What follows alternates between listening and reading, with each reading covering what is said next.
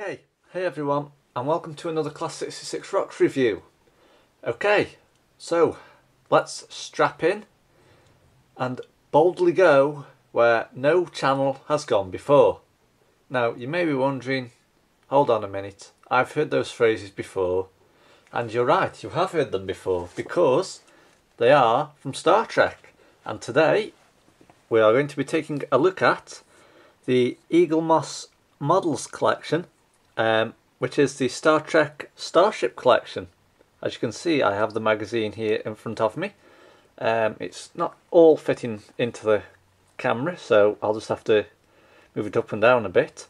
But as we can see today, we are looking at the USS Enterprise NCC-1701-D. Now, some of you, if you've watched the TV series like me, may know that this ship is from Star Trek The Next Generation. It's a Galaxy-class starship. It was launched in 2363. It's 641 metres in length, and it has 42 decks. So I'll just run through the magazine quickly before we move on to the model. So as we can see, the magazines are actually full of information on the starships, etc. Obviously this page we can see we have the specification.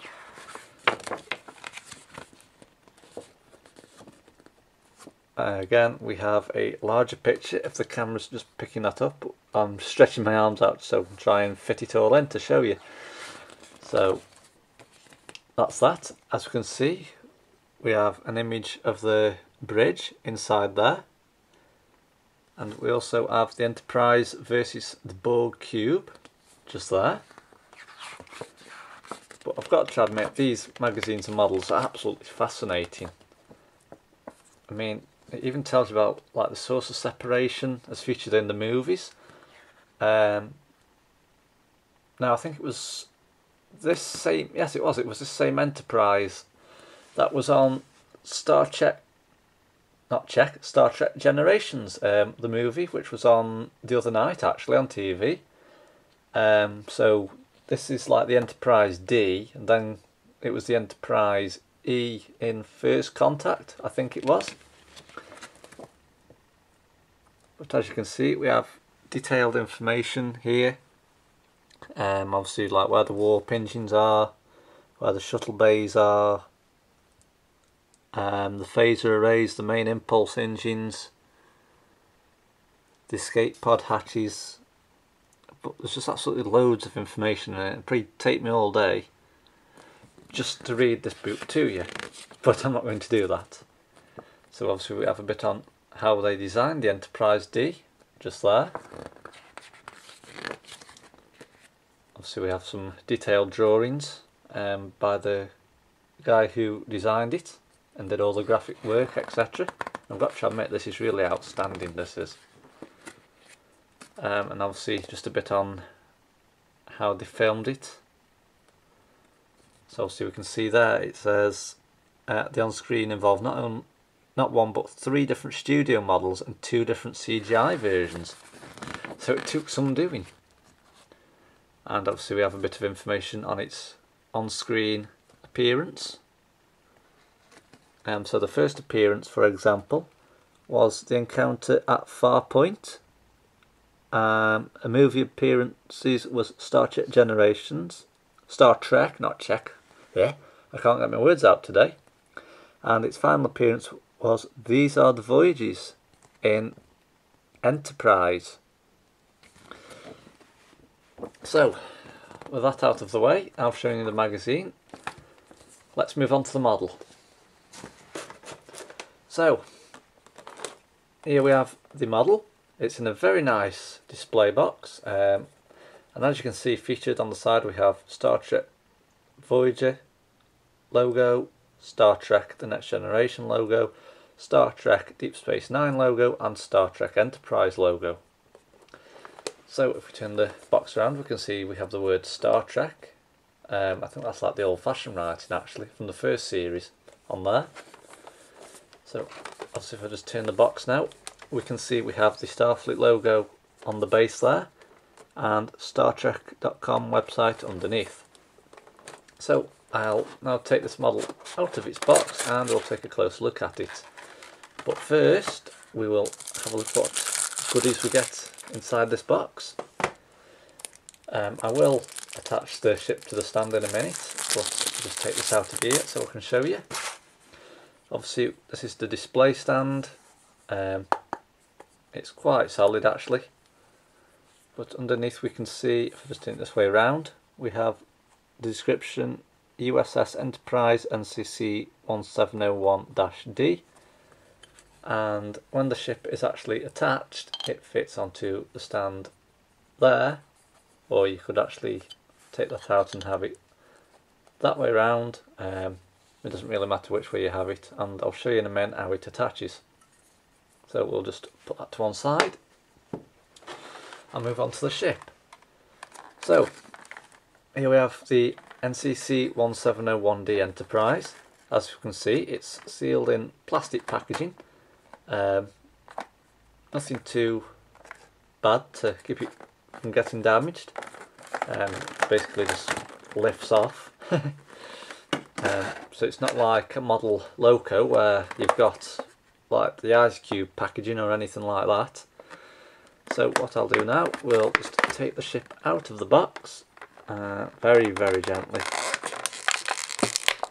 Now I've actually had this out for photographic purposes before now, so we'll just take that out of there and I'll just hold it underneath here to show you. Okay, so here it is, the NCC-1701-D Enterprise. So we'll start with the saucer section.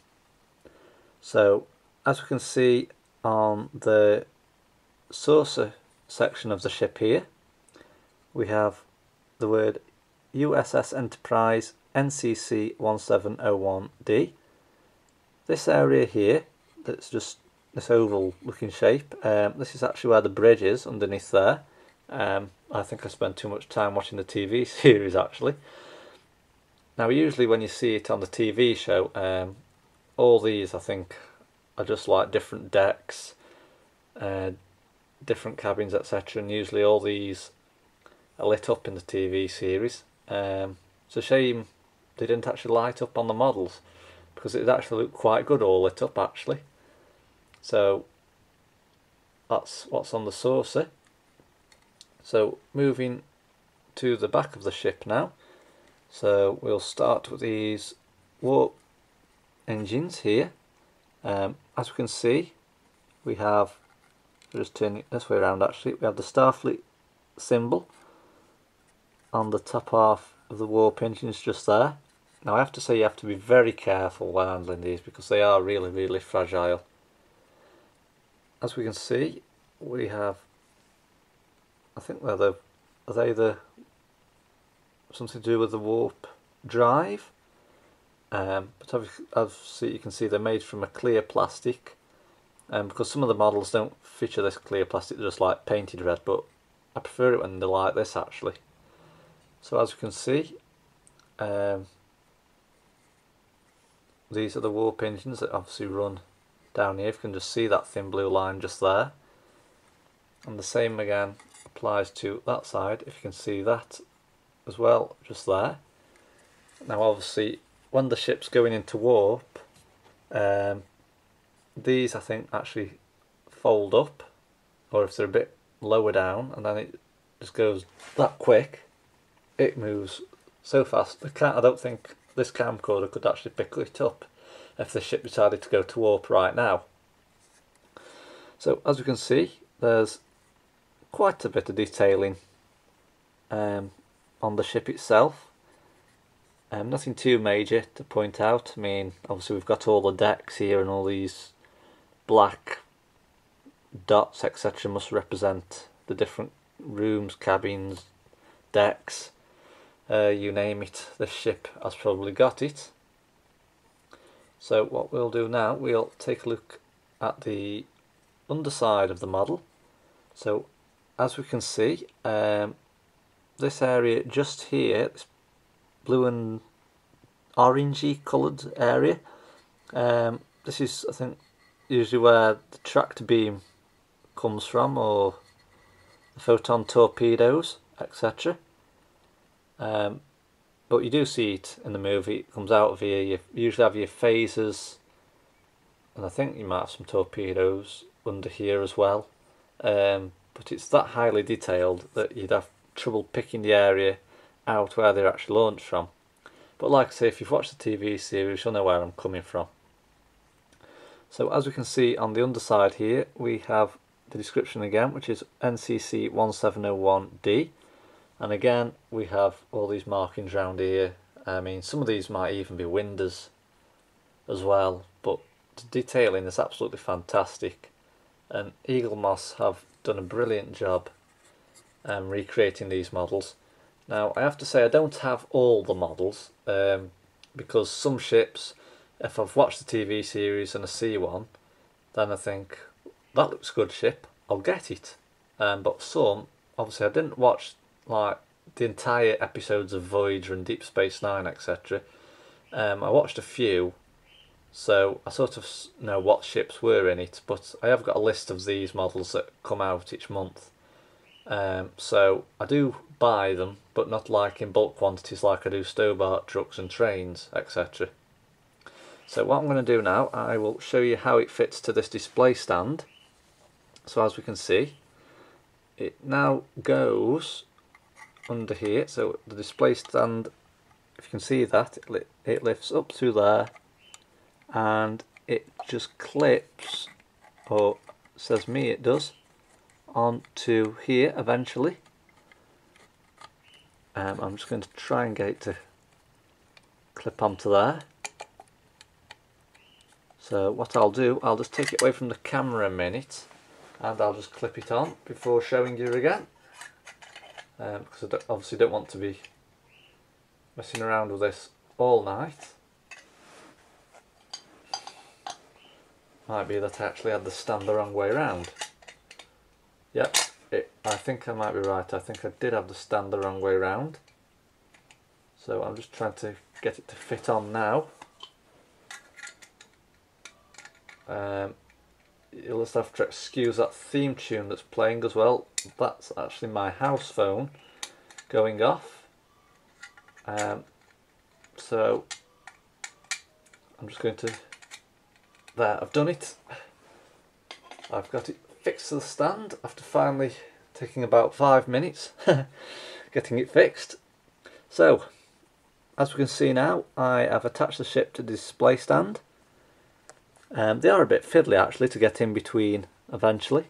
But as you can see, the top halves of the stand here is just clipped onto the back half of the saucer section, and then the stand is a bit wobbly, as you can see. So holding that down, you can see now that the ship is safely secured to the display stand. So that's it basically.